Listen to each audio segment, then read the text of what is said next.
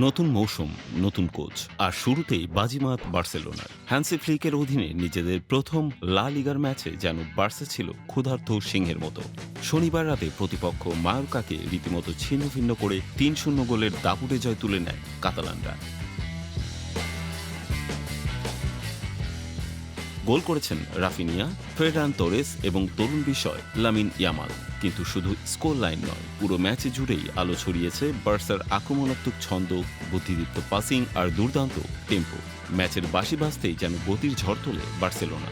মাত্র ৭ মিনিটে স্কোরশিটের নাম লেখান রাফিনিয়া। ইয়ামালের পা থেকে আসা বল বাঁ পায়ের জোরালো শটে গোলপোস্ট কাঁপিয়ে দেন ব্রাজিলিয়ান এই উইঙ্গার। ২৩ মিনিটে গোল করেন ফেররান তোরেস। কিন্তু গোলের আগে ঘটে যায় নাটকীয় ঘটনা। মায়োর্কার অধিনায়ক রায়ো মাথায় আঘাত পেয়ে মাটিতে পড়ে যান। অনেকে ধরে নিয়েছিলেন থেমে গেছে খেলা, কিন্তু রেফারি খেলা চালু রাখেন। আর সেই সুযোগেই বার্সা তরেসের পায়ে পায় দ্বিতীয় গোল।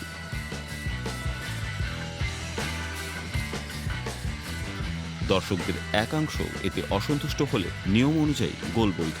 ৩২ মিনিটে মোরলাসেন দ্বিতীয় হলুদ কার্ড পেয়ে মাঠ ছাড়ে।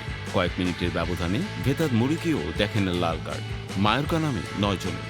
দ্বিতীয়ার্ধে ১১ বনাম ৯ জনের ম্যাচে বার্সার পক্ষে আরও জয়টা সহজ হয়ে যায়।